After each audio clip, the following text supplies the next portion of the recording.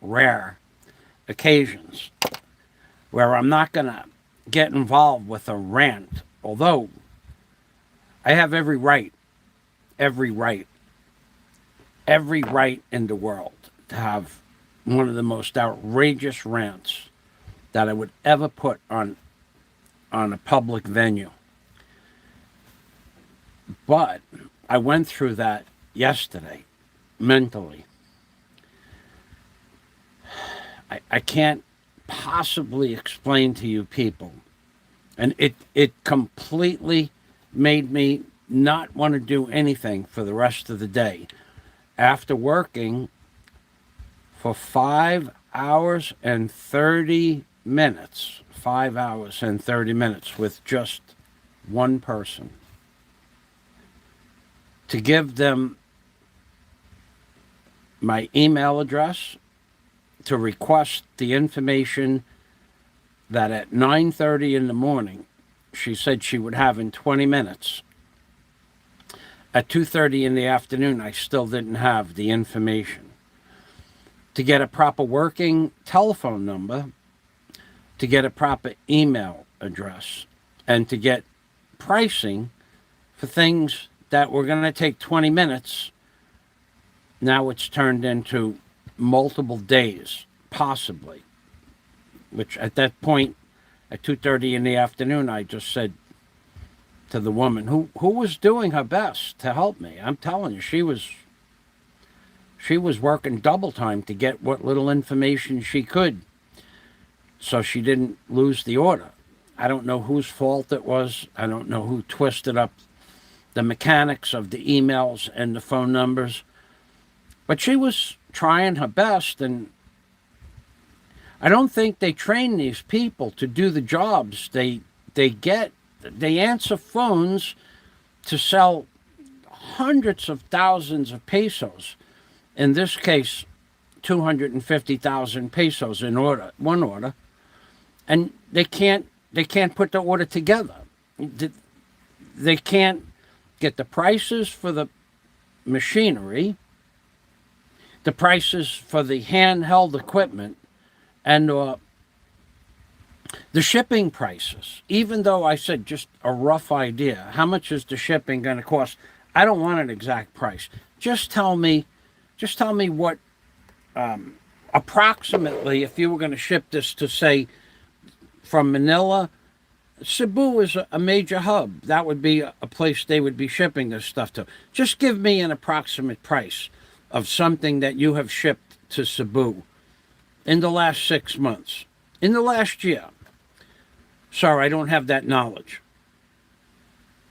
But you're the purchasing agent, yeah? Yes, sir. Well, how will I know how much shipping is? Sir, I will find that information out for you. I will have that information for you in 20 minutes. And I will send it to you. And I said, how are you going to send it to me? Sir, I'll send it to your email address. I never gave you my email address. Oh, yes, sir. Will you...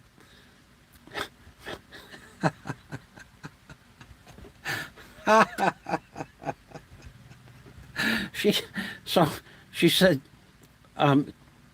please give me your phone number, and I'll send you her email address, and then I can send her the list of the equipment. And all this started at about 9:30 in the morning, yesterday morning, July 5th. So the woman is a really nice lady. I mean, she's doing a job. I don't know how long she's been doing the job. She may be there 20 years. When I try to describe to you how the level of competency for the people that do the jobs here in the Philippines, each time they do the job, it's as if they're doing the job for the very first time. For some reason, they have no recollection that they did it. Even, I remember prices for decks from 20 years ago. Prices for lumber. I could quote you prices for lumber and bolts from my deck building business back in the 1980s.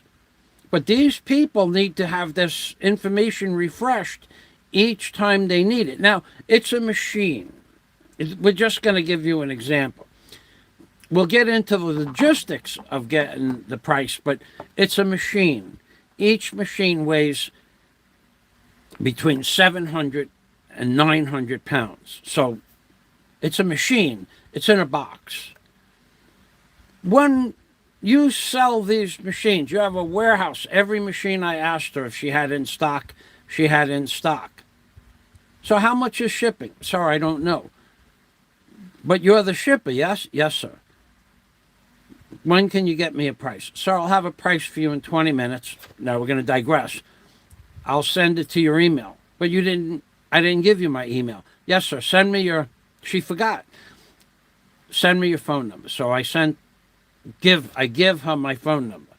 She goes, I will send you a text with her email address in the text. Then I can send my order to her, which I have the whole order. It's all laid out. It's 7 items. So I give her my text, my number, my cell phone number, and I get a text 20 minutes later. It's already 10 o'clock now. Sir, did you send, did you send the prices for shipping? Did you have an email address? That was how it was worded. Did I send the prices for shipping to who? I don't know. Why she asked me that question, I don't know. And how would I know about shipping? She's the shipper. I'm the shippee. So I called her on the phone again. Now this is multiple phone calls, because when I say 22 phone calls in my post, it was more than that. Because at first she answers the phone and music comes on that you can't hear over. So she hung up. She couldn't hear me. I couldn't hear her. The second time she answered the phone, music came on and we couldn't hear each other again. And she said she finally got the music off. I don't know where the music was coming from, but when she got the music off, she said, sir, is anybody there? And then she hung up without waiting for a response. So I called again and the music was on and we couldn't get the music off. So I called again. That's 4 phone calls now, 4 phone calls. And the music is on. Now she must realize somebody's trying to talk to her, right? So she shuts off the music and she says hello, and I say hello to her. And I says, is this the company that sells the Barbender? Yes, sir. And we got disconnected. That's 5. So at least now she knows somebody's calling up about the Barbender. So I called back again, and she starts, are you the man that just called about the Barbender? Yes, I am. And she says, hold on a minute. So I said, Salamat. Well, now she starts talking in Visaya. But like she's explaining in Visaya, whatever she's explaining to me. I don't understand that language. So I interrupted her and I said, I don't speak Tagalog or Visaya. Oh, okay. So, and then she starts talking so fast, I can't understand her with her broken accent. So I had to interrupt her again. So by the time I get to where we're talking again, the phone disconnected. I don't know how it just got disconnected. Either I'm still having that problem with Globe, or something's wrong on her end, on some computer, because apparently there's some sort of switchboard on her end. Music, no music. Oh, I call her back again, and I said, ma'am, you're the person I've been speaking with. Yes, sir. You sent me a message. Yes, sir. You asked me for prices for shipping. Sir, did I do that? So I read the message. Sir, that's a mistake. I said, well, how could you make that mistake? You were going to send me shipping prices. Yes, sir, not my mistake. The in charge. The in charge. That means her boss. I said, well, why am I communicating with your boss? Why am I communicating with you if your boss is sending me the wrong message? So your boss sent me the wrong message, or you sent the wrong? Sir, I will send you my email address. Okay, that's 7 phone calls now. So she sends me, she does not send me the email address. She sends me a partial name of the website for her company. Now, this is the woman that sells the equipment. A partial name for a website that represents her company. So there's no @ or .com, nothing like that. So I put it in the address bar, and I posted my list of 7 items and my address and telephone number and globe and smart numbers and the directions to my house and exact, like a roadmap link and all that. And I put all of this information. It says this address is not a viable address. She got back one of those not deliverable things. So I call her back again. That's 8 phone calls. 8 phone calls. I says, ma'am, the address that you gave me, Mishawatsa, whatever the name of the Mishawatts, whatever it was, that doesn't work. Sir, let me give you another address. So now I have 8 phone calls to her, and she has like 6 phone calls to me. That's 14 phone calls. 14 texts and 1 phone call. So she sends me another email address. Well, that email address is dead. That's a dead email address. So I call her back and tell her that that's a dead email address. Sir, what email address did you send it to? She only just gave me the email address about 5 minutes ago. So I give her the whole email address. Yes, sir. Let me send you another email address. So she sends me a 3rd email address. That's 15 phone calls now. 15. Now that email address, I put it in the address bar. I copied and pasted my document to give her my order. And I'll go through that. I won't show you the document because it has all my information in it, but I'll read it to you what I have. I want to order 1 rebar bar bender, 1 of 3 possible models. I'll show you the models. Because my rebar bender cutter machine combination is not possible anymore, I'm getting my, hello, Michael. I'm getting my deposit back, no problem. And then now I need a rebar bender and a rebar cutter, separate machines. So it's an additional $1,000 because it's 2 different machines. So my original order was $4,000. Now my order for the 2 machines are $5,000. So it already cost me an extra $1,000 because of the lockdown. Not the prices didn't change, but I couldn't get to Manila to buy the machine because they couldn't ship it. I had to go there and do the shipping myself. First company. Second company can ship it, but they don't know how much. So we're into this for 15 phone calls.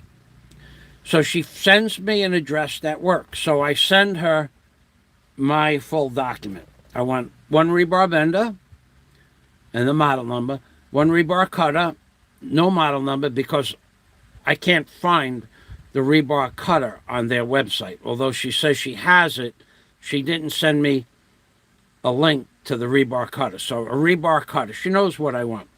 I want an auto rebar tying gun from 8 to 34 millimeters, and I want an auto rebar tying gun from 30 to 60 millimeters. I want 50 rolls of wire. So that's 3, 4, 5 items. I want 1 vibrator electric for the concrete vibrator, if possible, or if not possible, 1 concrete vibrator. Now, when I went over that list verbally with the woman, she has everything in stock, everything. I don't believe a word of it, but let's see what she has. She may very well have access, but And she may very well have it in her warehouse. She may very well be 30 feet away from this equipment, but I don't believe a word of it. So we have now, we're into this for 15 phone calls, and now I've sent the email to out 4 times. And now I'm back on the phone with her for the 16th time. Did you get my email? No, sir.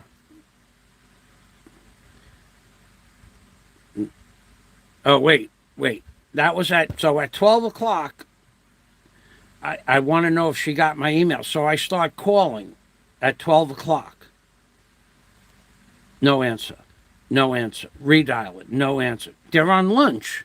She's got a 250,000 peso order on the hook.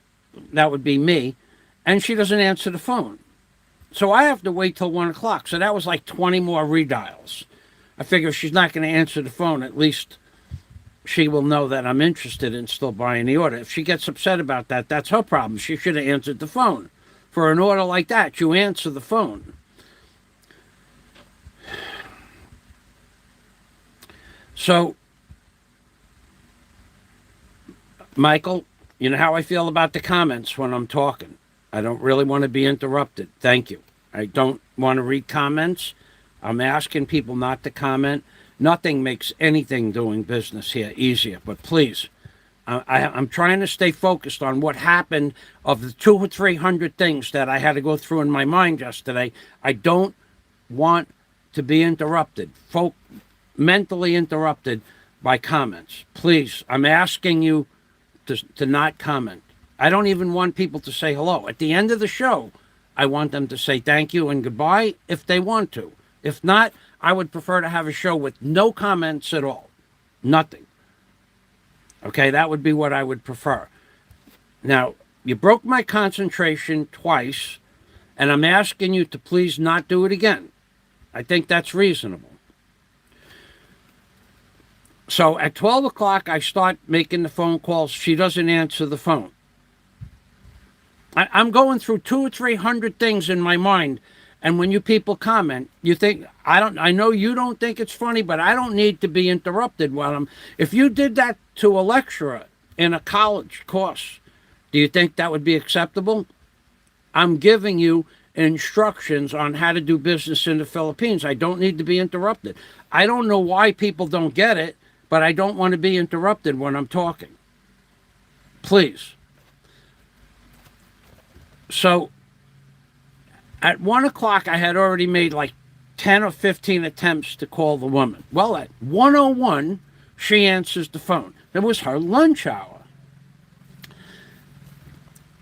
Ma'am, did you get my email? No, sir. Now, it's already in the mail over an hour. Ma'am, did you look for my email in your box? No, sir. Would you look for my email in your box? We agreed I was going to send it out within like a minute. Yes, sir. No, sir, it's not here. I said, is it in your spam box? No, sir. Now I'm teaching her how to open mail. I said, it has my name in the title, Michael Fazio. Go back to your mail and look for my name, Michael Fazio, in the title of an email. It says, rebar bender, rebar cutter, Michael Fazio, Bohol. Oh, yes, sir, here it is.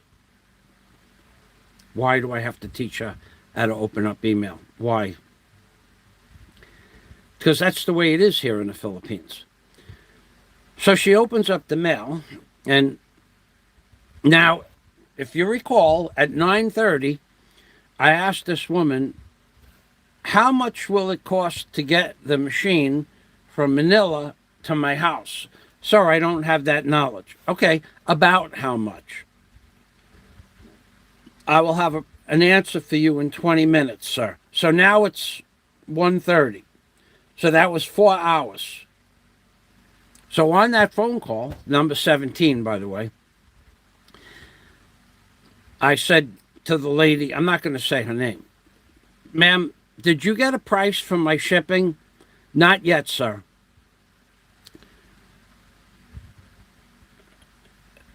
Who did you call for the shipping price? Sir, I sent out a request for the shipping cost of shipping, but no one has given me a price yet. Okay. Well, that was 4 hours ago. You were supposed to get a price. Yes, sir. That was 4 hours. So are you going to get a price from me? Yes, sir. When do you think that you'll be able to get a price for me?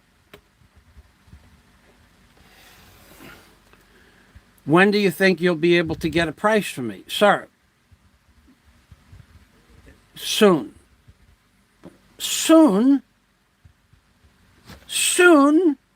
Soon was 4 hours already past soon. I don't get upset about it because there's no reason to get upset with this woman. She wouldn't know if you were upset or not anyway. She doesn't even know how to open up an email. So now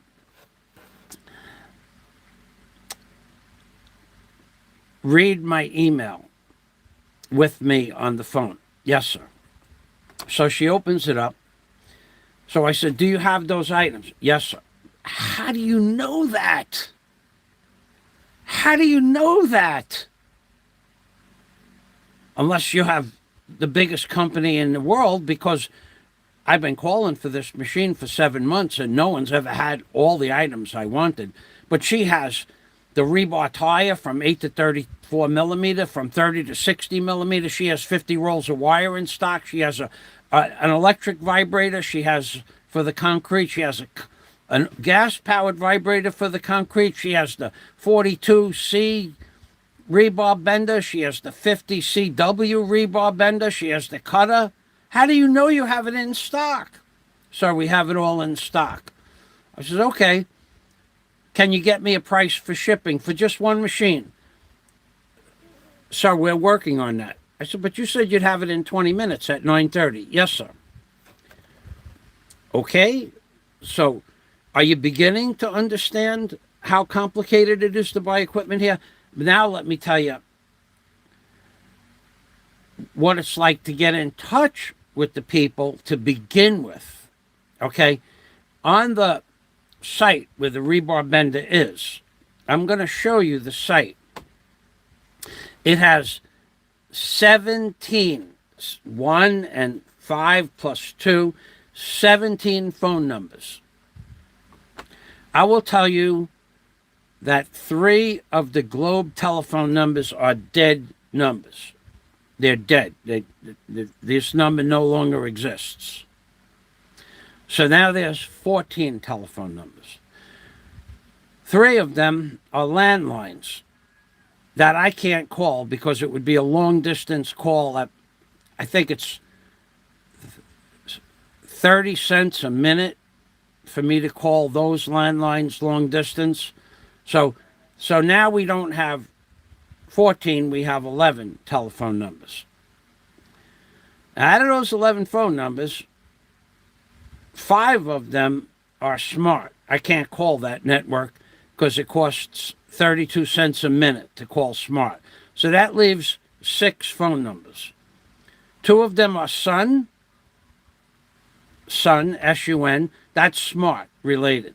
I can't call those because if I do, it's 32 cents a minute.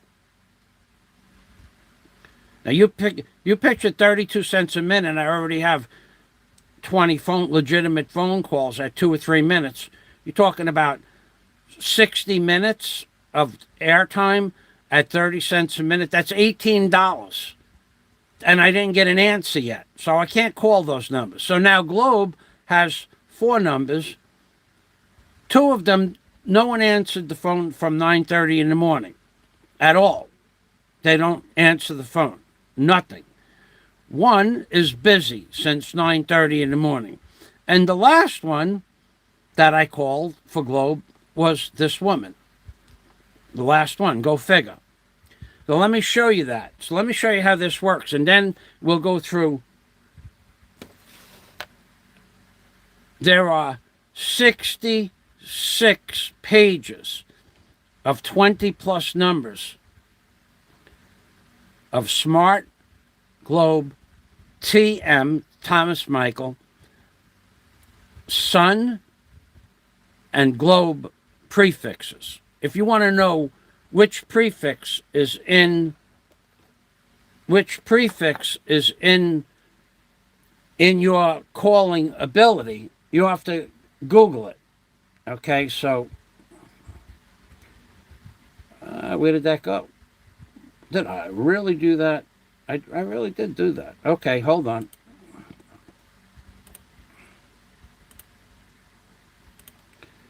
Okay, here we go.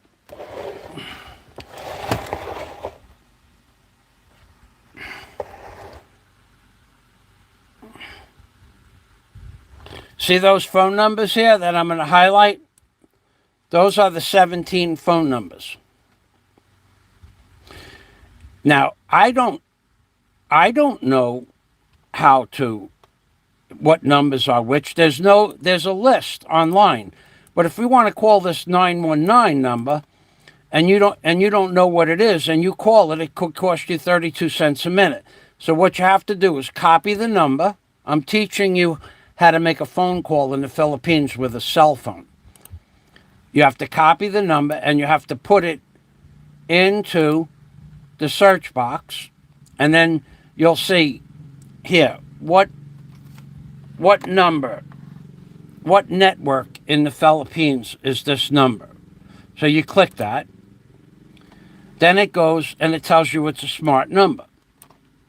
Okay? Now, let me just explain this to you. Now, for smart, because smart and Sun over here, Smart and Sun, there's no rhyme or reason. Just because this one says 19, 20, 21, and 22, 23, 21 could have been a globe. There's no rhyme or reason to this, but there are 22 more rows of telephone numbers. And these prefixes are for the different mobile networks. Here's a complete list of Philippines mobile network prefixes, and that includes Smart, Globe, Sun, and TNT. And also there's one called TM, I think. I could be wrong. So right here that I just highlighted, this is page 1. Now, if you'll notice, 905 and 906 are Globe, but 907 is TNT. 908 is Smart. 909 is TNT.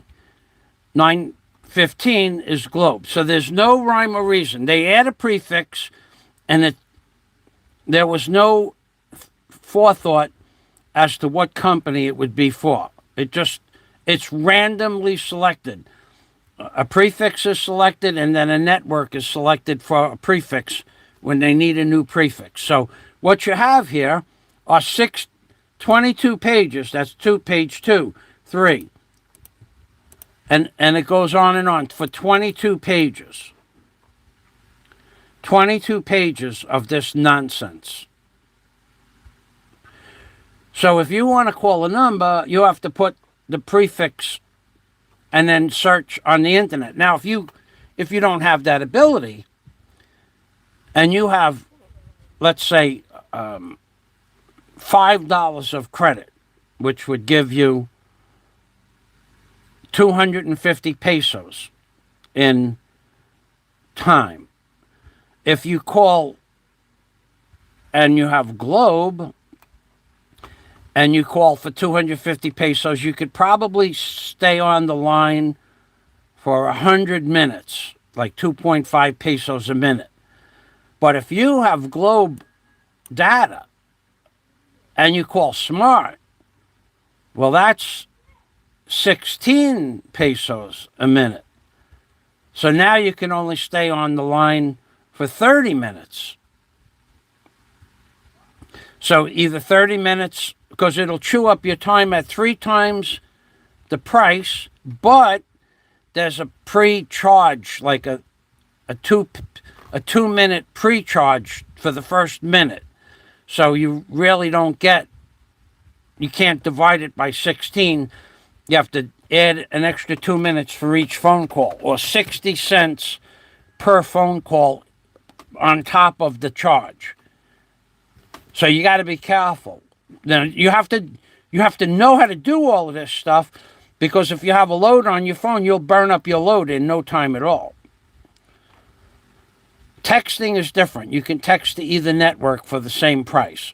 So now let's go to the rebar bender itself, and I'll show you the tool.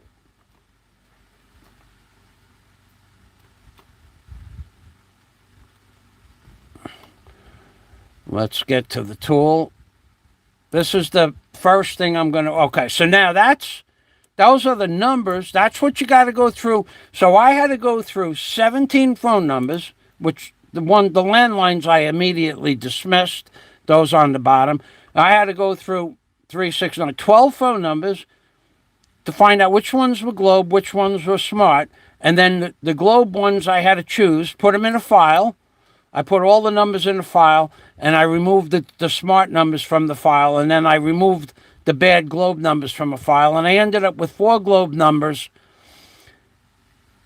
2 of which there was no answer, 1 is busy, and 1 worked. So of the 17 phone numbers, I had 1 option to get through to this company. You think it's easy doing business here? This is just the beginning of this nightmare. Now, she sent me, of these email addresses, only 1 works.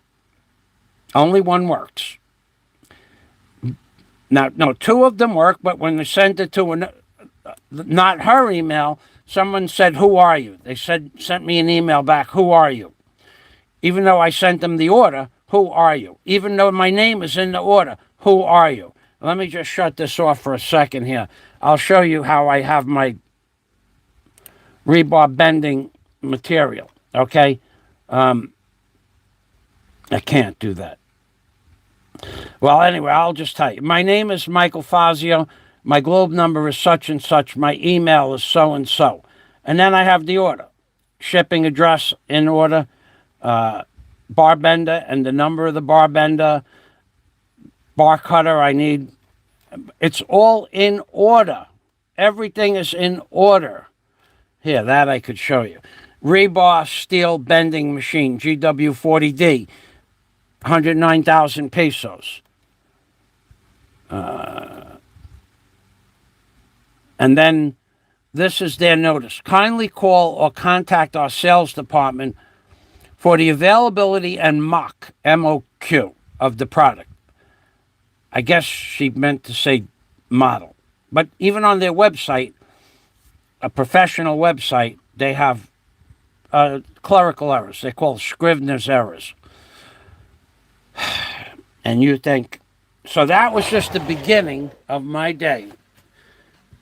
So from 9 o'clock in the morning till 9:30 before I figured out a phone number, from 9:30 till 2:30 with 22 legitimate phone calls and another dozen no answers, 3 emails that were dead, 1 email that went to somebody that didn't know who I was, and 1 email she got, but it took her an hour to open it up. So now at 2:30, I said to the woman, "Did you get me a price for the shipping?" "No, sir." "Well, you said you'd do that in the morning." "Yes, sir." "But no continuation." "Yes, sir, we'll get that for you in an hour." "No, you said 20 minutes at 9:30. It's 5 hours." "Yes, sir." She agrees. She agrees it's 5 hours, not 20 minutes. But she doesn't give me any additional information. I'm not upset at this point. If I get upset with her, I just wasted 5 hours. They'll just hang up on you. She works for a company. She doesn't care if you buy this equipment or not. Maybe she does. I don't know. But she sure didn't field the call in a professional manner. I don't know. But this is standard procedure. Now, from this company, I ordered equipment twice already. I never got it. My credit card failed. I called back. My credit card company, this was a year ago. My credit card failed. And then when I finally got the order through with the credit card, the item was out of stock. Which is why I say, how do you know you have it in stock? She only read my list of 7 items. Do you have that in stock? Yes, sir. All of that you have? Yes, sir. So she's lying. She's lying because she doesn't know if it's in stock. It might be in stock, but she's still lying. She doesn't know it's in stock. And this is another controversial thing that Filipinos do. They just say anything that they need to say to appease you and worry there's no consequences, because if she's lying, she's lying. And if she's telling the truth, she hit the jackpot. But she's lying that she knows all of these items are in stock. She can't, without looking up each item, she knows. And the rebar bender, there was 3 options. So it was 7 items that I want, but 10 possibilities of 3 possibilities for the bar bender. So it's 2:30 in the afternoon. I call the woman back. This is like the 22nd phone call.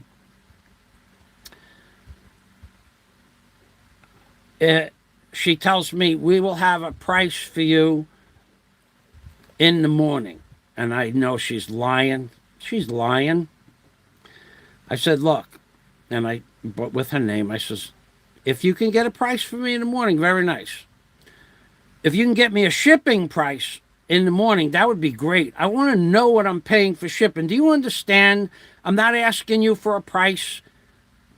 I'm asking you for an about price. Yes, sir. We're working on that. She's lying. And so now I could take a look. So now it's 25 hours from the time she was going to have a price for the shipping. And I'll take a look to see if I got a mail. And then I'll show you the machine. No, I did not.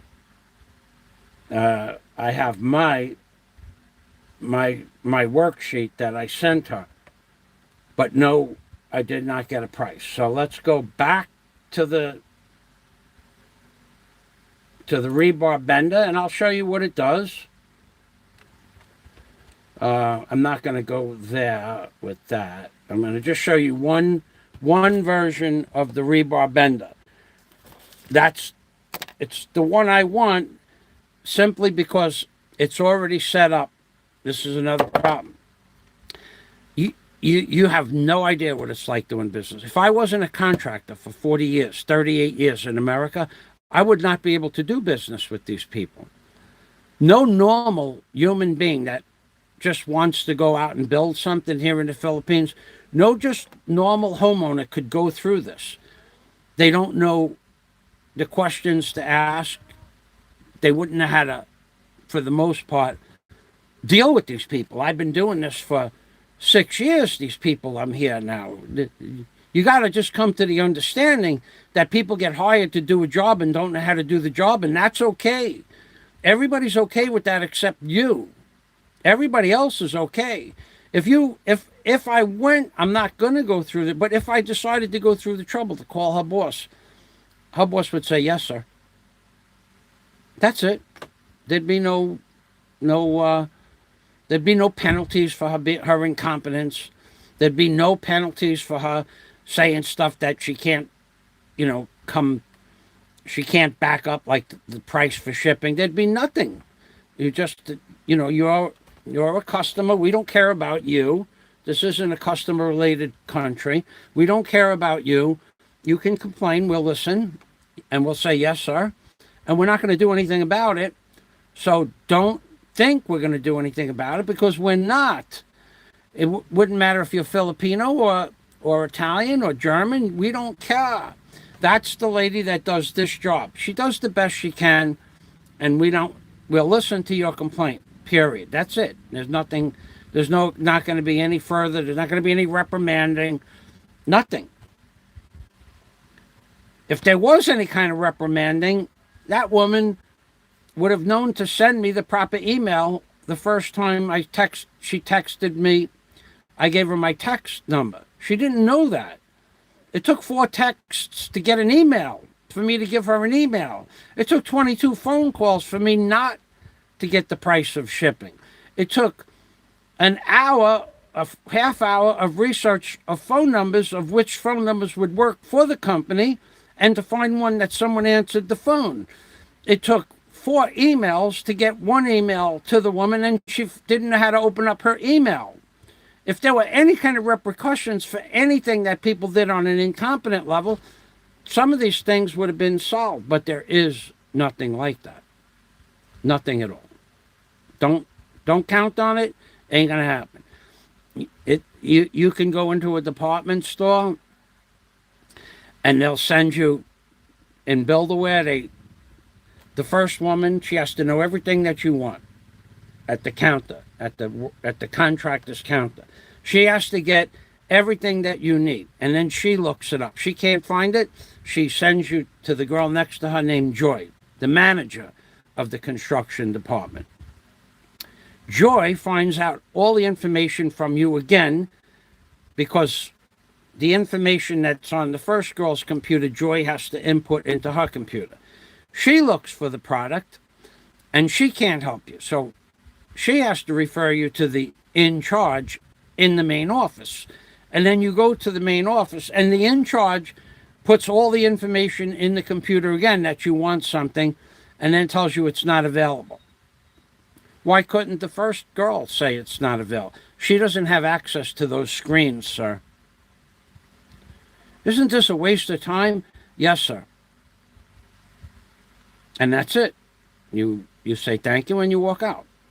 This is what it's like living here. So let me show you the machine.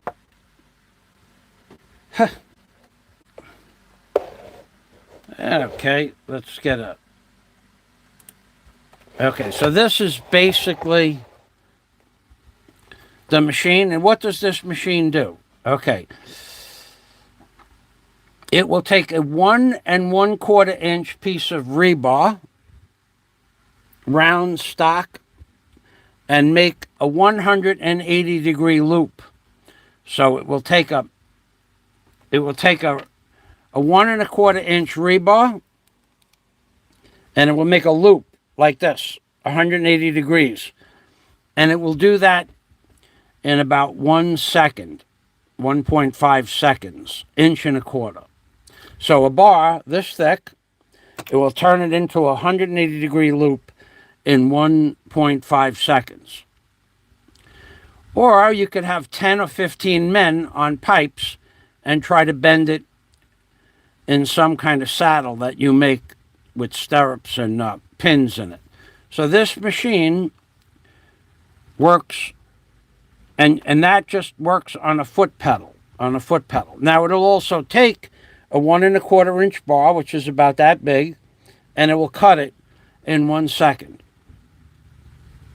1 second, not 1 minute, not 1 hour, 1 second.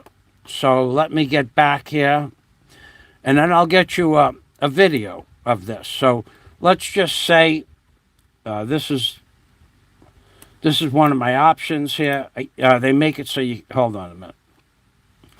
Let me get a steel. Okay, so this is what the machine looks like. I'm trying to get you a video of this on this website. So it has up on top here, it has what they call pins, and these are rollers on both sides. That's one reason I want the machine, because it has a roller feed onto the table. The table turns in a circular motion, and you put pins in here to bend the metal the way you want. So let's go, let's get you a video of this, if that's possible. All right, I'll get you a video of this.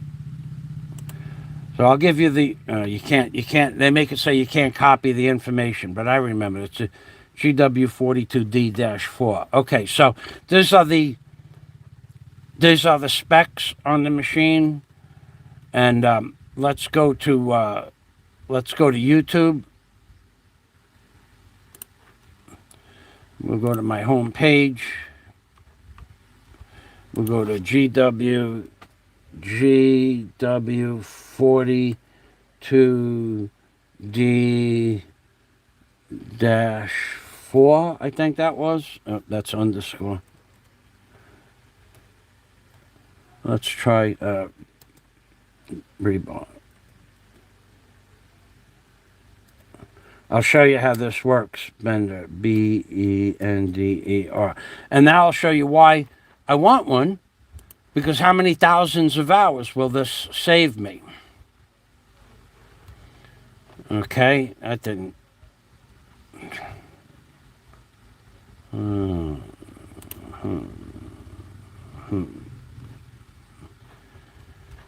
Oh boy. Okay, let's just go. I'll just show you another machine, because apparently this isn't going to be working here.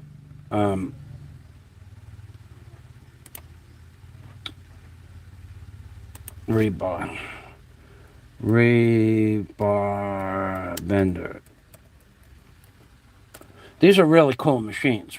Again, okay. Rebar bender, 49,000 views. Okay, it did have one. Okay. So this is how the machine works, and this is how fast it works. I'll kill the sound. I'll open up the page, and you now this would take minutes, several minutes for two men to accomplish, and this all happens in a 1.5 seconds.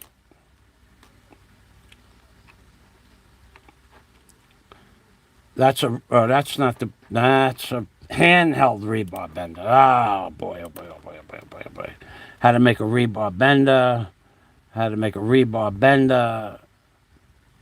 Manual steel. Here we go. Construction. No, that's me.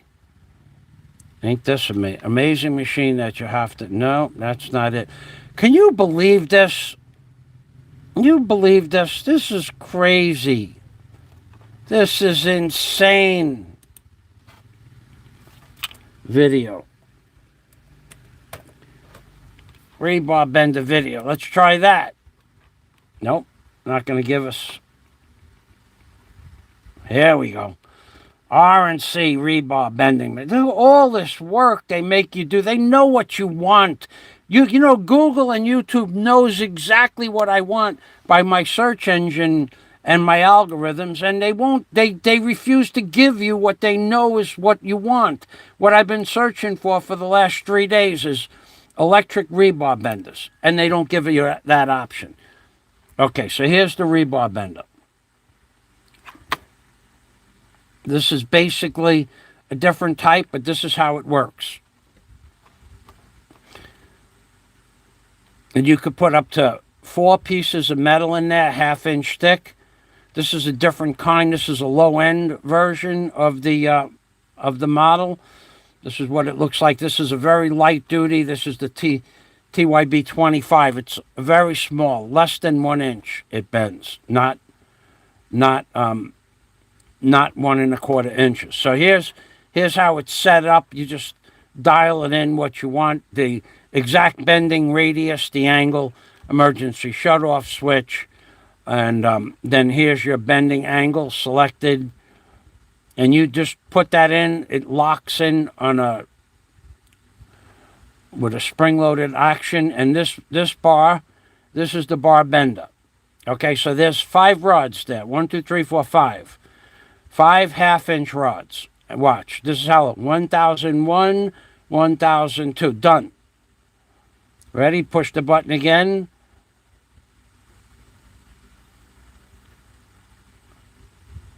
(1001, 1002). So we just bent 5 rods at a perfect 90-degree angle in 2 seconds. 1001, 1002. If you had men doing that, each rod would be a different, each hoop, these are called hoops or rings. Each ring would be different by 1/8 of an inch, sometimes 1/4 of an inch. And then you have to put the cages together, and the cages would be, you have to clamp the hoops to the cage or the main body of the rebar with the vice grips and then tie wire it. If you have every single rebar bent exactly the same by putting dogs at the end of where the rebar stops are, every hoop is exactly the same size. There's no clamping with a pair of vice grips to get everything tight. And you could see it's bending 5 bars at a time. So if you were to do this with men, it might take 1.5 to 2 minutes each bar. So you might be looking at 12 or 13 minutes work here. And this would take about a minute. If you had 2 men working the machine, you could do all 5 bars in a minute. By bending it with pipes and by hand, it could take 13 plus minutes. And each one would be a different size. Now, this is a bigger diameter. This is a 6 bar. That's 3/4 of an inch. And it bends 1001, 1000.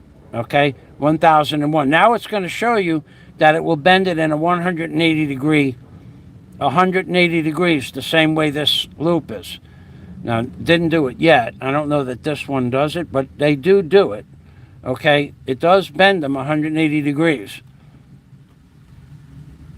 This is a light-duty machine. This is the lightest duty machine that they sell, really. So let's see if we can get... No, it's not going to... is it going to show you 180 degrees? Setting angle from 0 to 180. It didn't show us that, but it does do that. Let's see if we can find one 180 degrees. No.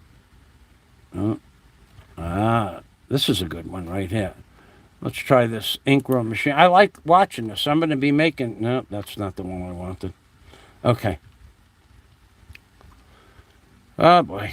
Anyway, I know what they do. I really don't have to... I don't need to see it. I wanted to show it to you. And that's it. There's really not much else. Besides the fact of all the work I had to go through. And I still don't have a mail 26 hours later. GW42, here's the machine right here. Let's see if we can, this is the GW42, but it's not the D-4. But let's just see. This is the machine I'm ordering. And I'm ordering this because it's set up for 220 at the factory. There are other machines that are set up for 383 phase, and although the woman says, oh, we'll just change the wiring to set it up for 221 phase. If she forgets that, then I have to hire an electrician to do it. And you got to understand, these people don't do what they say they're going to do. They say what you want to hear. They say what they think you want to hear, but they don't do what they say they're going to do. Not every time. Not most times. Most times they don't do. So here are the pins. And then these are sleeves for bending radiuses. You need to have a certain size sleeve for a certain bend radius. Plus, this also eliminates wear and tear on the pins. You could use the pins, but they have sleeves for this. So now these pins here, these 2 pins, they're called dogs. They dog off your bend radius. This is a different kind of machine. The other one, the machine... You adjusted the machine on the side of the machine for the bend radius you wanted. This one, these are dogs. You dog it off where you want the radius to stop. There's no bars here. On the side of this machine, there's no bars. Or there's no adjustment, like, a dial and adjustment. So those pins are dogs. And the holes that the pins are in are also part of what is called the dog system. So this one probably will bend at 180. I'm pretty sure it does. But that's a 1-inch bar. It would take you 2 men several minutes, 5, 6, 7, 8, 10 minutes to bend that bar like that. And now he's going to change it to 180. No, and he's going to change it to something else.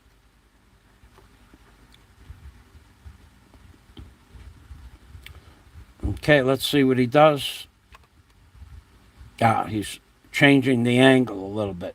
He made it, it was at like 89 degrees, and he made it 90. Okay, so you could adjust it backwards if you want also. So that's why. Now, to understand why I want the machine, it's right across the board with people that don't listen and don't do their jobs. So this week, I don't know what it was. I think it had a lot to do with the holiday here in the Philippines, and it also has to do a lot with the lockdown. This week, 2 people approached me for jobs that I would have never, ever, ever expected to ask me for a job. And they'll never get a job from me. But there are very specific reasons for that. A long time ago, one of them asked me for a job, and I said, as long as you can provide me with an NBI clearance or a police clearance, I will consider if I need your labor. He's just straight labor. He doesn't cut wood, he doesn't cut metal, he's just straight labor.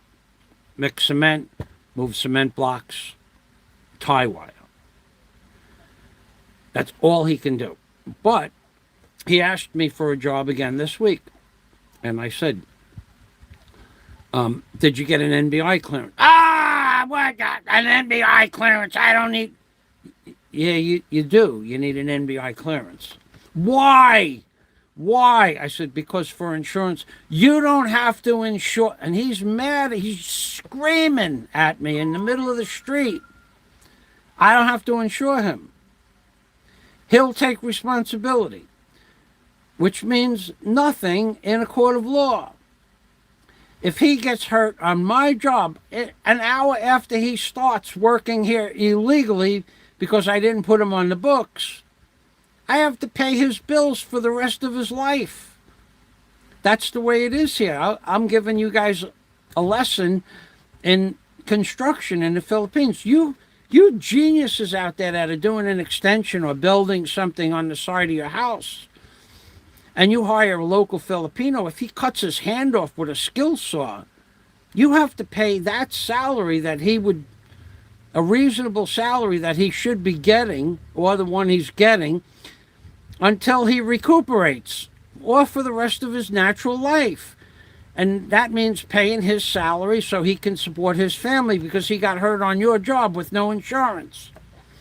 So I said to the gentleman, we'll call him a gentleman, did you get an NBI clearance? And he went nuts. He went berserk. I don't need an NBI. I'm going to work off the books. No, you're not working off the books for me. And there's no reason for you to get upset. If you have an NBI clearance and I need straight labor, I'll consider you. Well, he wanted to confirm, yes, you can work for me. I'm not giving him that. First of all, I have no work for him that he's capable of doing. Straight labor? What, is straight labor sorting out that pile of lumber I sorted out the other day? No, that's not labor. That's mechanical stuff. Straight labor would be him taking it off the chariot. But you know what? He wouldn't know how to stack it properly. He'd stack it end in, end out, 2 inches in on one end, crown up, crown down, twisted board this way, twisted board that way. He'd leave it out in the sun for 2 or 3 days. If I wasn't here, I'd come back, I'd have spaghetti. He'd throw it on the dirt. Then I'd have dirt mixed in with the coconut lumber. So when I go to cut the wood, I'm cutting dirt with my skill saw. That's straight labor. Straight labor is labor. Don't expect any kind of cognitive reasoning or thought. So he can't work for me. And the other guy, he can't work for me for a totally different reason. Years ago, like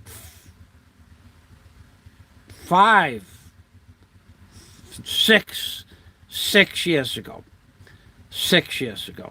I lost a spear gun on the beach. I was free diving with a spear gun, and the spear gun became unclipped from my belt.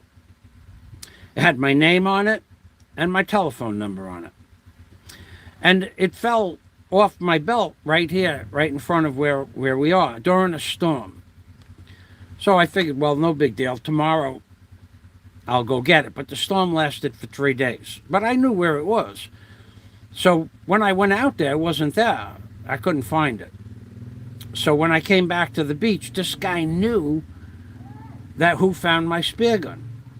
He knew who found my spear gun. It had my name on it with my telephone number, both Smart and Globe. Same numbers that I have today. So I said to him, do you know who has my spear gun? Yes. He goes, and if you give me 5,000 pesos, I can bring you to his house. But he also wants 5,000 pesos. I said, well, I can buy another gun for like 4,000 pesos. Yes, but sentimental value. Because my dad gave me that spear gun. I says, I don't really care about the spear gun that much. I don't care about that. I have many spear guns in America. And so I never did get my spear gun back. I never saw it again either. I would know it with or without my name on it, and I would just retrieve my merchandise. If I see it, I'll take it back. But this guy, he knew before I even went out to look for the spear gun that somebody had found my spear gun because it had my name on it, and everybody knew me. Now, I was only here at that time, I was only here about 2 weeks, so no one knew me personally. So that kind of like I could forgive them because they didn't know who I was. But when he tried to tell me that it had sentimental value, he already had this in his brain, how he was going to make, how two people were going to make 10,000 pesos for a spear gun that's only worth 3,000 pesos in the store. You go in the store, you can buy them for 50 or 60 bucks, 3,000 pesos. But because it was mine, it had sentimental value from my father. I said, I don't care about the spear gun.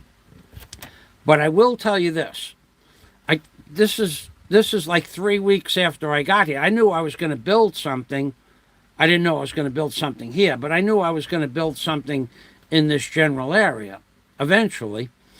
So I will tell you this, that if I live to be 100 and you live to be 100, you will never work for me even for 1 minute, ever.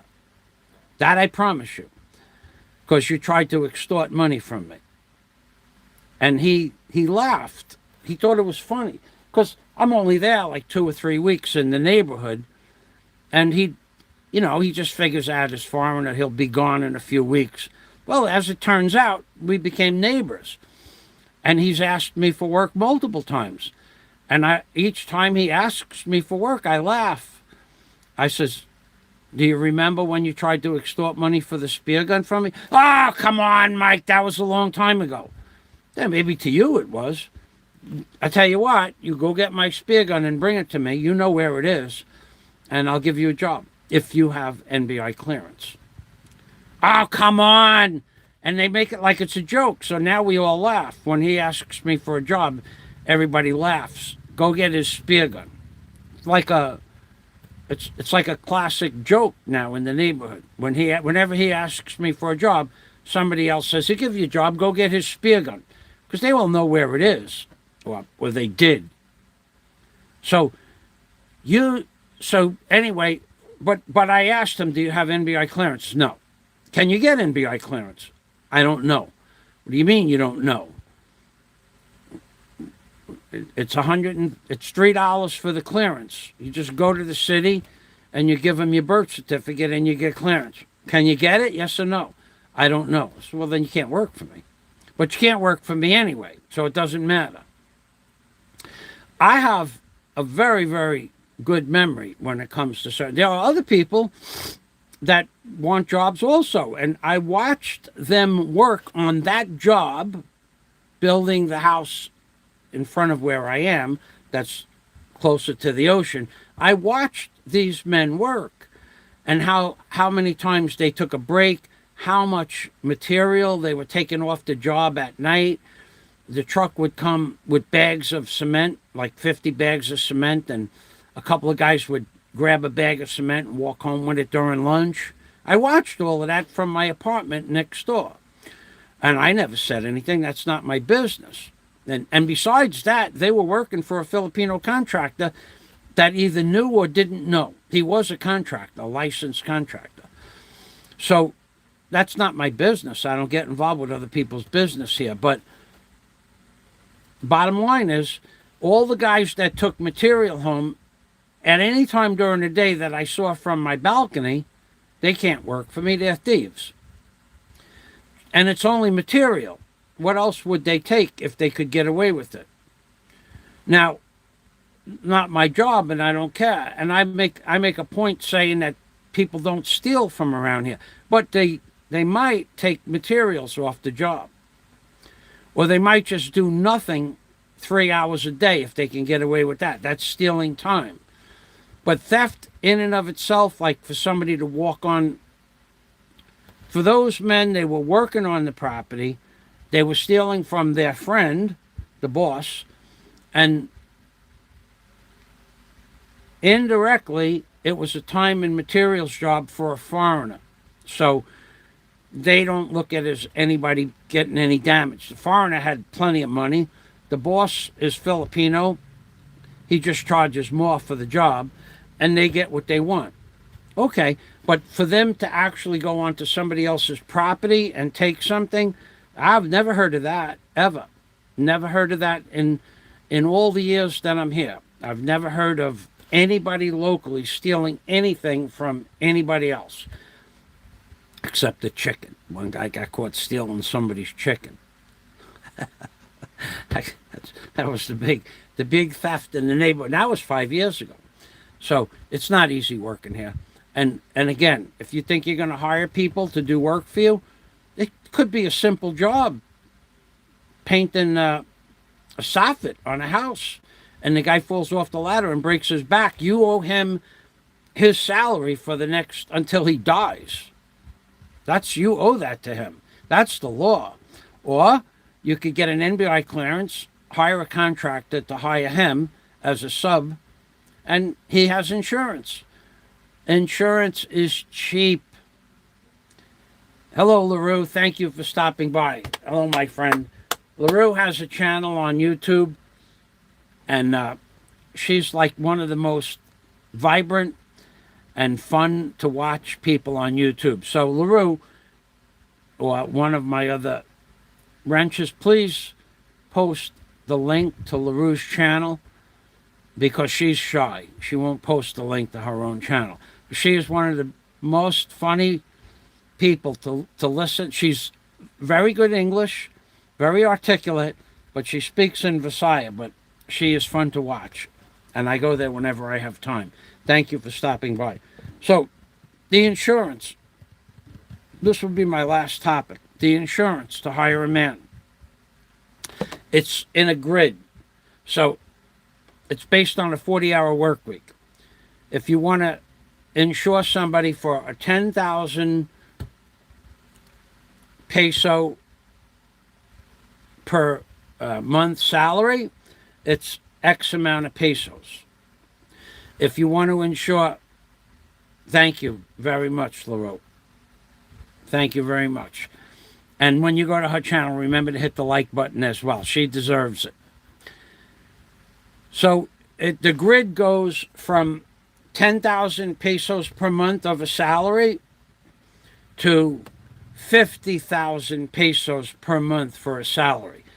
But it's not like workman's comp in America. I mean, for the year, let's say someone is making $400 a month, 20,000 pesos. For the year, that insurance might cost you $40 for the year, not for the month, for the year. It's pretty cheap, the insurance here. So it's definitely worth buying insurance. But they have to have an NBI clearance, and then you have to be hired by a legitimate contractor, not me. And then they can work. It's just that simple. So that allows me wide latitude as to who will and will not work here. I don't want the people I mentioned working for me for those two reasons. They have no NBI clearance, and the other guy tried to extort money from me. That didn't work out well at all for him, because believe me when I tell you, now he can never get a job from me, and he needs a job.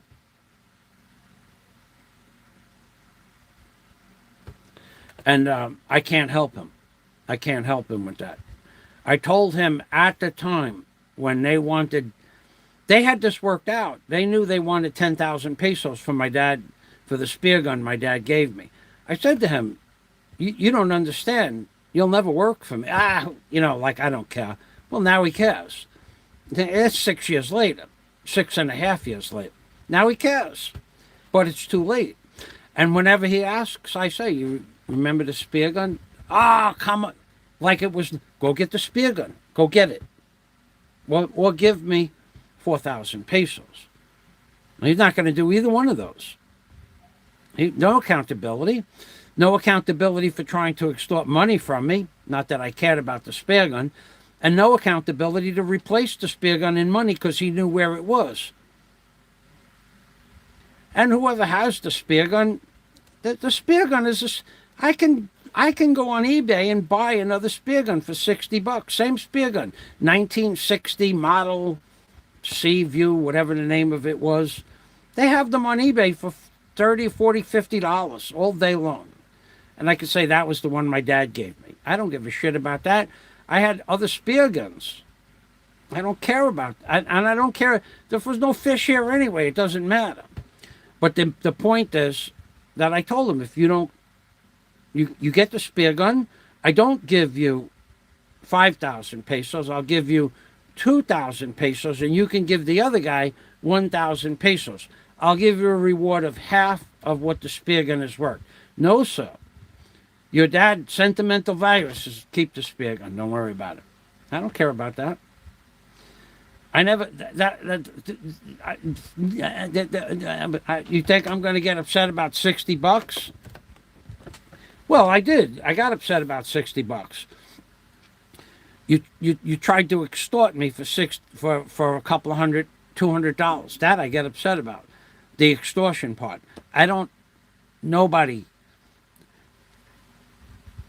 When I lived in Howard Beach, they tried that shit. It didn't work out well. Did not work out well. Not at all. Can't tell you that story, but it was a well-known fact that did not work out well. There was a shitstorm over that. Somebody created a shitstorm over trying to extort. That didn't work out well. I can't tell you. I wish I could tell you those stories. So anyway, let me see if I can find a rebar bender that bends that stuff in 180 degrees. This is amazing. I don't see one yet. Let's see if I can find another one here. Let me show you how they work again. They looks like a lot of fun. I can't wait to get one of these rebar benders so that I could make videos, even just make the videos for the rebar bender on the Alpha Male channel. See, this is another one that has dogs. These are sleeves. How to turn it on, we don't need that. Okay. Here we are. There we are. Look at that. I hit the lucky number there. Look.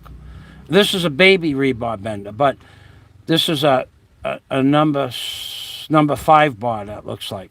See how it bended at not 180, a little bit less than 180. Watch, it'll bend at 180 now.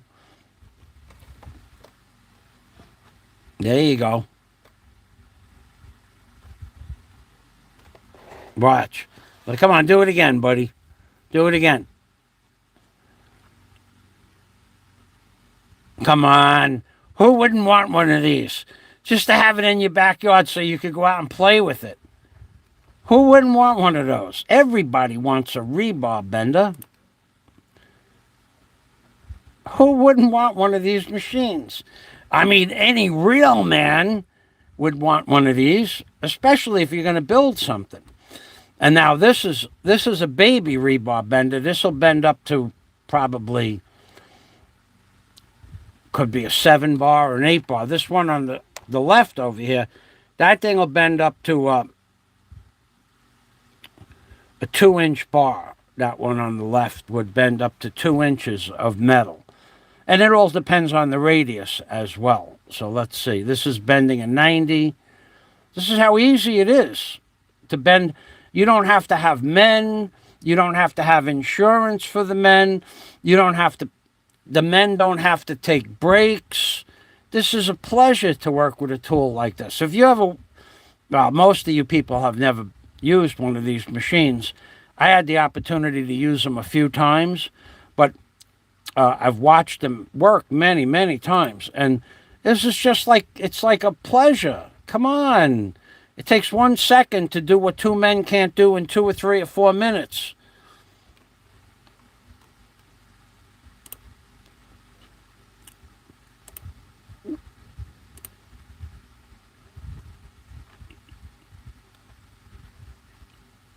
So anyway, my machine will be a little bigger. It has the rollers.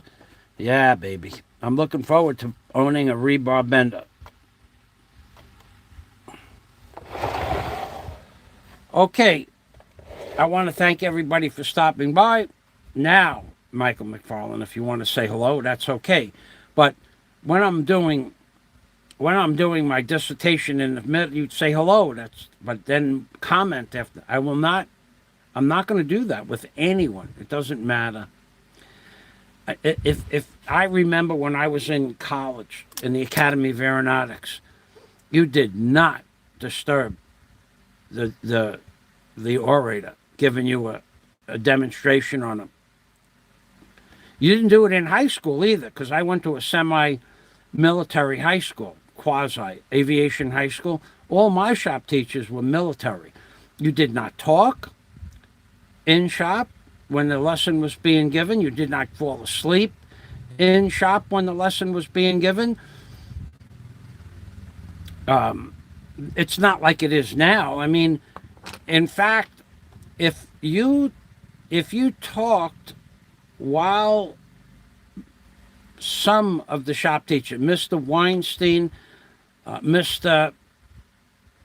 Donahue, and my welding teacher, if you talked, I forgot my welding teacher's name, very famous welder.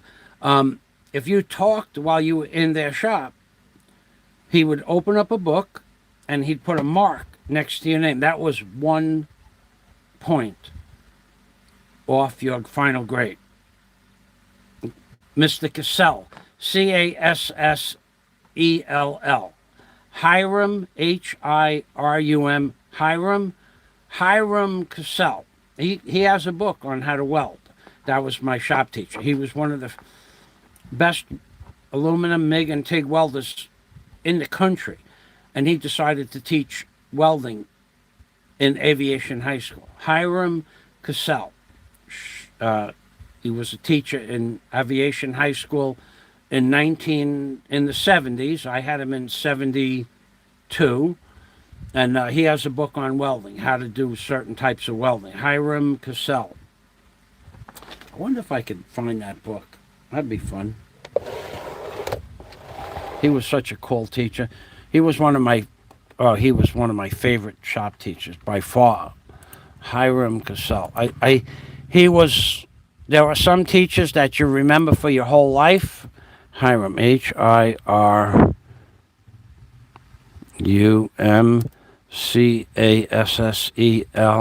welding. Hiram Cassell.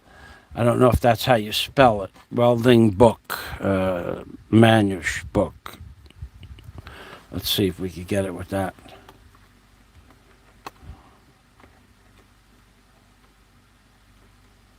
That's not it. That's not it. Not.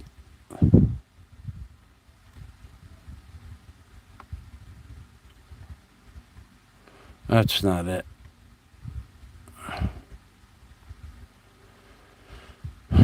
No, I don't see it. Hiram Cassell Welding, but let's look at this.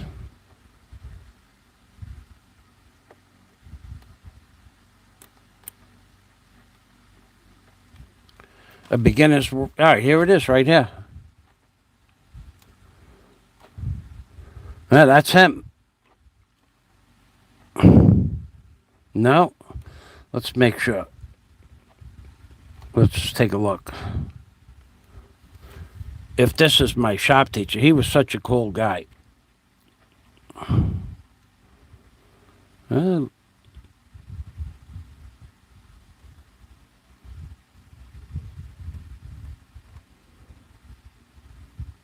no, I don't think that has his name on it.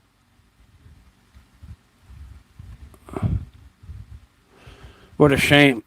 He was a good welding teacher. Anyway, you guys are done saying hello to one another. I'm done talking. It looks like it's done raining. Looks like I might go outside, and I have some stuff to do. All right, so I don't see Shop Hiram Cassell welding book. It might be his book, A Beginner's Guide to Welding.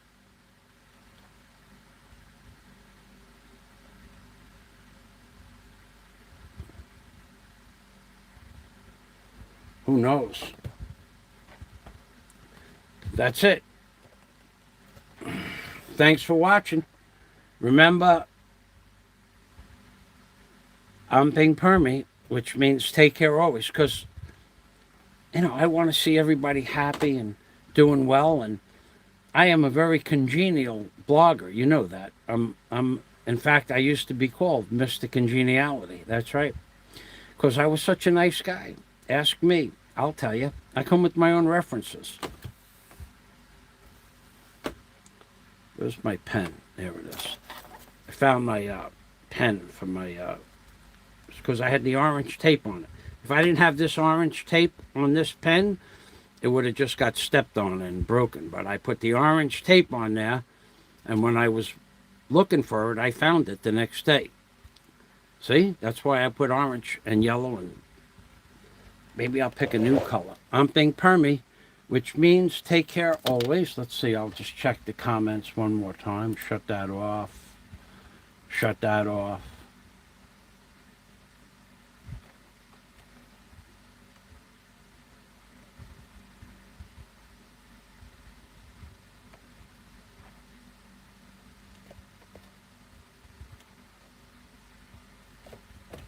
I see a comment by Paul Signeri. You've been watching my channel for what, 5 years now?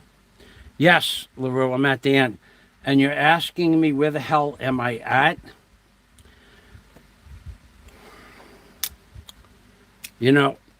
I think that you people have me mistaken for somebody else. I really think you have me mistaken for somebody else. First of all, you have me mistaken for somebody else that gives a crap. I don't care about stupid comments. I do, to the point where I'm not going to tolerate it. But where the hell am I at? Where the hell am I at? Is that a real question, or is that a question so you can just see your name on the screen? We're supposed to be, as I get older and I have less time to do the things that I need to do, I have less tolerance for the nonsense. I don't watch worthless channels. I don't watch worthless videos. I don't watch channels with people that don't have real channels.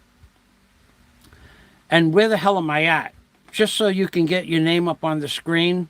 Paul, really? Why? You could have just said, good morning, Mike. I'm either in my house, which background will prove, or I'm up on the roof, which the background would prove. But that's like a worthless, time-consuming, worthless question. I don't like stuff like that. I keep telling you that my training was all done by military instructors in high school. Thank you, LaRue. My training was when you're giving a lecture or listening to a lecture, there's no talking. There's no extraneous nonsense. And for you people, you get people on other people's channels. They come on with a comment. What the hell did I just step into? Worthless comment. worthless, time-consuming waste. And then you get people, hello, Joe, and hello, Vinny, and hi, host, and host, hello, Vinny, and hello, Joe. They spend half the show with worthless, absolutely useless hellos and goodbyes, and I'm here, and who cares whether you're here? Who cares whether you're going to make a... Say something intelligent or don't say anything at all. We're trying to get something done here. I'm trying to give you a dissertation on how complicated things are to do in the Philippines, and you got people, where the hell are you at? That's a worthless, time-consuming waste of comment. I'd rather have people not comment at all. I don't want people to say hello to me. I don't want people to say good morning or good afternoon. When I say at the end of the show that if you'd like to say hello now, I'll give you the opportunity to say what you want to say, and that's it. I'll give you 2 or 3 minutes to voice your opinion about something, but in between, when I'm talking about how to sort out lumber, how to nail lumber, how to manipulate, I don't need to go to the comment section and say, where the hell are you at? Or what did I just step into? You got that idiot, Ren Zero, that says every time he comes onto somebody's show, what the hell did I just step into? That's not an introduction for an intelligent person. That's a worthless clickbait. So somebody will say hello to him. Instead of saying, I think that he would be better off if he said something intelligent, like, this is a great show, I'm really enjoying the content. But no, he has to say, what the hell did I just get into or step into? Worthless comment. I don't need that crap on my channel. I don't want it, and I won't tolerate it. I've been saying this for months now. Stop leaving stupid comments on my channel. Stop asking stupid questions on my channel. They're not going to be addressed. They're just going to get you blocked.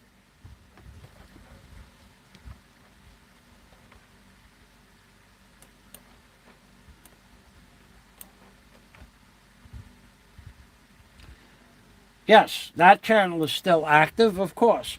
But this is my construction videos. The other channel is for local stuff. Like if I go to the store, to the hardware store, or go to shopping for foods or something like that. That channel is for Philippines locale businesses, maybe a hardware store sometimes, or I did a food review on that. Walking down the block, jeepney driver, tricycle experience. That channel is going to be for Philippines experiences in general. This channel is going to be for construction and instruction of construction. Okay, you've got it. So today I'm instructing you and consoling you on explaining to you how to make an order and how troublesome it is. This is an instruction video on construction projects in the Philippines. The other channel is for local stuff. So I'm not gonna tolerate that stuff. You have the other guy the other day, Ed Van Hagen. Now I told him 2 weeks ago, don't leave stupid comments on my channel, and he did it again, and I blocked him. He's not. And here's another thing about me. I don't care if you watch my channel or not. I asked him not to make stupid comments. Now, I understand that some people are drunk. I understand. Oh, when will Hoodwink go live? I could make a Hoodwink go live now. I could do that. I don't really have anything to talk about with Hoodwink live. I didn't... Maybe I'll make a Hoodwink live after this show I'll do a Hoodwink live. LaRue Segrest. I'll give them your channel link. Is your channel link in here? I'll do a Hoodwink live now for you, LaRue. Let's see. Is your channel in here? You send me your link to your channel, LaRue. Send it now. And as soon as I'm done with this, I'll go over And I'll do a Hoodwink Live LaRue Seagrass shout out. Okay? Put the link in the description box now. Okay? And I'll go to Hoodwinked and make a live video just for you, honey. So I'm not going to tolerate stupid questions. And I'm surely not going to tolerate anybody that has anything to do at all commenting on a guy that's hiring prostitutes. And you go to his channel and you say, what a good channel. And what great content. Anybody whose name I see on his channel come on my channel, I block you right away. Now, you can go to his channel and watch. Sometimes I do. But if you go there and tell him what a great channel, the best channel, you're blocked on my channel. I don't want people that are going to pornography channels, is what I'll call them, or sexual exploitation of women of Philippines or Thailand or any sex exploitation. I don't want anybody that thinks that's normal to comment on my channel. I don't want them on my channel. So if I see you over there and I block you here preemptively, you're not getting unblocked. I don't care. And if I see you on that type of channel saying something derogatory about me, I try to find out your channel link and I block you for that. You're not getting unblocked. In 10 years, I may have unblocked 20 people. The rest of you stay blocked. You broke the rules, and there are consequences to break the rules. One of them is if you believe a guy should get money so that he can hire a prostitute and have dinner in a public venue and then swap spit with 4 or 5 different prostitutes in the same video, if you believe that's normal and that's what you like, it's your prerogative. But I don't have to have anybody associated with that channel on my channel. And I won't. And I block you all. You already know who you are. You've been blocked. You can't get unblocked. You can start another channel with a close variant of that name, and I'll block that too. So stop wasting your time. You could put down, Box 1 channel gets blocked, Box 2 channel gets blocked, Box 3 channel gets blocked. You're all getting blocked. I'm not going to allow somebody that goes on what I call a sexual exploitive channel come to my channel and leave comments on my channel. Now, there might be an exception to the rule occasionally because of somebody drinking alcohol or too much alcohol and not being able to control it. And I've had this conversation with some of those people. If that's a problem, and if they were my friend, I try to help them with that problem. Because alcohol is a terrible drug. Alcohol is probably the worst because it's legal. But for the most part, you're going to get blocked. And you're not going to get unblocked. So let me see. Did LaRue put her name up there yet? Because I'm going there, LaRue. I'm going to do a live stream.